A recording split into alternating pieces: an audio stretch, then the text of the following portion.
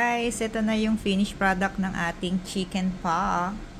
And of course, yung ating bagnet. Ayan pa.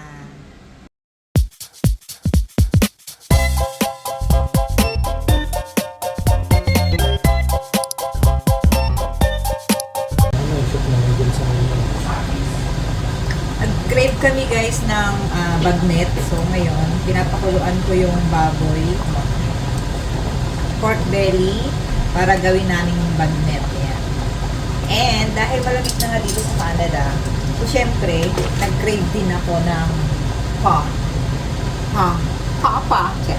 Yung Vietnamese na soup noodles. Ito yung ating pork belly. Yan, habang inintay natin yung pork belly na maluto dahil pinapakuluan natin, ito naman yung gagawin nating pa. Ito yung ating noodles, bun pork, ganyan. So chicken, actually yung chicken, binili ko siya sa TNT. Ayan. Thank you sa TNT kasi kapag nag-crave ka, pwede ka na lang bumili rin. And meron din silang spices na. So pakukuluan ko lang itong chicken together ng spices. Tapos ayan, may cilantro, meron din tayong onion, at saka meron tayong, ano ba dito? Yung bean sprout na ilalagay. So, chicken tayo ngayon kasi kapag beef pa, matagal-tagal gawin yon. And, yung nalutong chicken na yung binili natin, guys. So, ayan yung chicken natin, oh. Ito yung chicken. Ayan, may sobra pa. Itong sobra, gagawin naman nating sopas. Guys, cilantro yung ilalagay natin sa pa.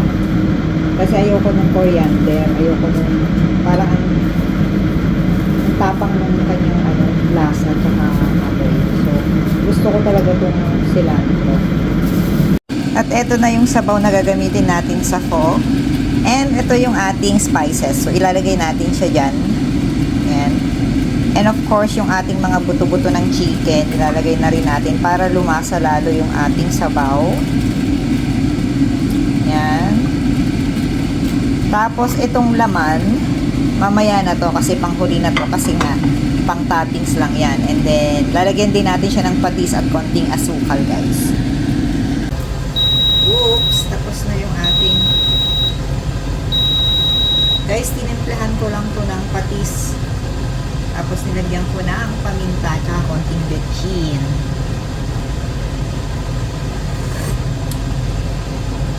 Grabe ang sarap, guys. Pag kumain ka sa labas ng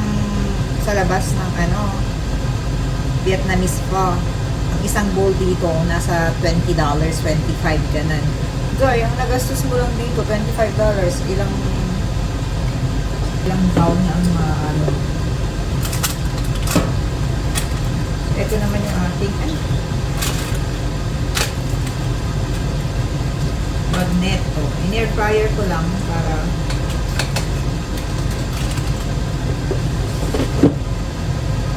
mabilis.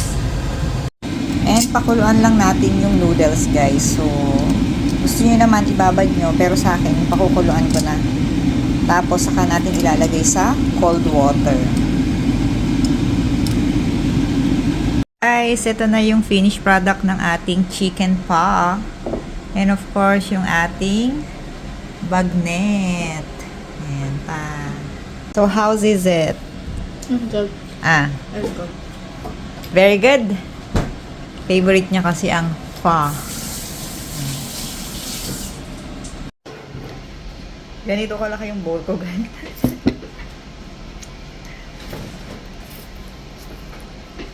Ang sarap. Tapos, meron itong nilagay na sriracha. Sriracha. Sriracha daw. O, sriracha. Sarap. Tapos ito kay Daddy. Bagnet.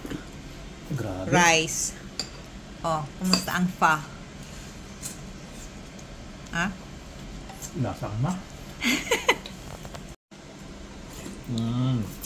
Yang mom want. Yang.